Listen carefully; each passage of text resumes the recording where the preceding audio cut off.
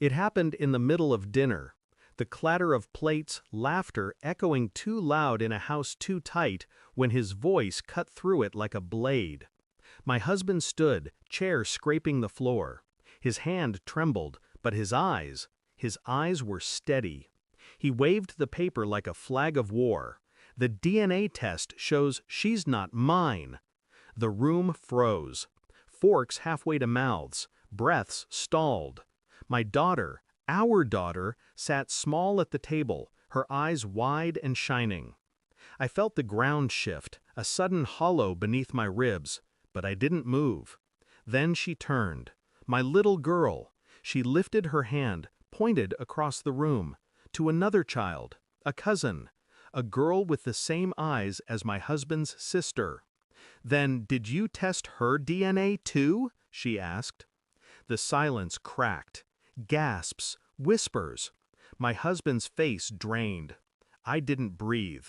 The air itself held its breath. And in that stillness, I knew the night had only just begun to break me. The paper in his hand wasn't proof, it was a weapon.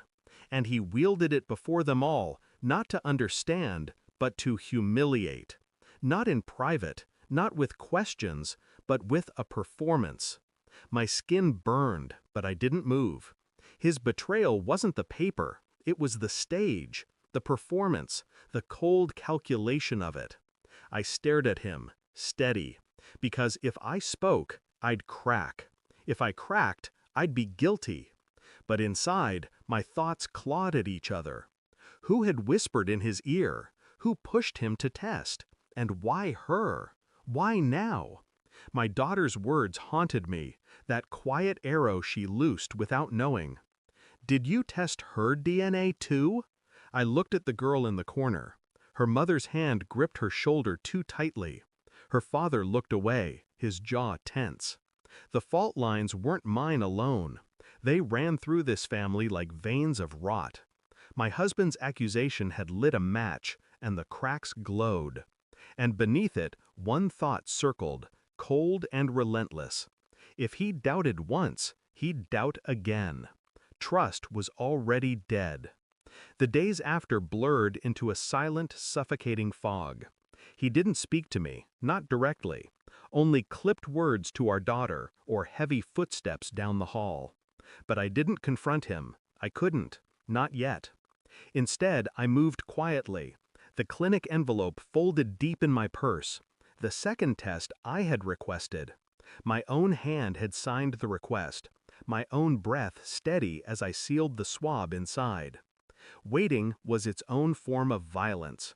Every moment stretched thin, vibrating with tension. I watched him at night, scrolling through his phone, his lips pressed tight, looking for something to confirm the story he wanted to believe. And I wondered, was this about her paternity or about me? Was this his excuse, his way out, his cover for something else? I played my role, calm, detached, dinner cooked, clothes folded. My silence was a mirror he couldn't read. But inside, the storm gathered. I thought of that little girl again, the way her mother flinched, the way her father looked away. Secrets don't hide, they fester, and I was about to cut one open. The results arrived in a plain envelope. My hands didn't shake when I opened it. Her DNA, his, mine. The truth was simple, cold, absolute. She was his, ours. No shadow, no question. I left the envelope on the table where he would find it, sat across from him as he unfolded it, his breath catching on the words. He looked up, eyes wet, a tremor in his throat. I was wrong. I didn't answer. My silence was louder than any scream. His voice cracked. Why didn't you tell me? Why didn't you fight me? Because he didn't deserve my defense. Later, when the family gathered again, I chose my moment. I stood where he had once stood. I held the paper, but not his, the new one, the truth. I read the words aloud, calm, steady, my eyes never leaving his. Her father is who we always knew. Gasps again. The room leaned forward, hungry. Then I let the paper fall. My gaze shifted, sharp, to the corner, to the girl, to her parents.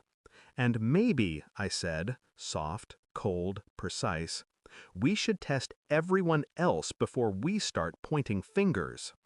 The silence was a wound. Her mother's grip tightened, her father's face cracked. And my husband?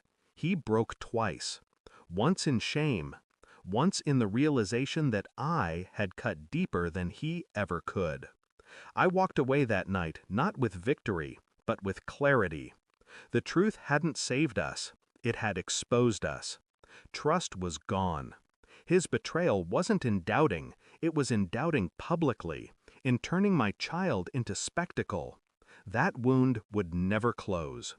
But I had left my mark. Calm, sharp, final. He wanted to shame me. I dismantled him instead. And when I closed the door behind me, I realized I didn't feel sorrow. I felt nothing at all. Thanks for watching. Don't forget to like, share, and comment. Subscribe now to Cheating Stories Insight World for more amazing stories.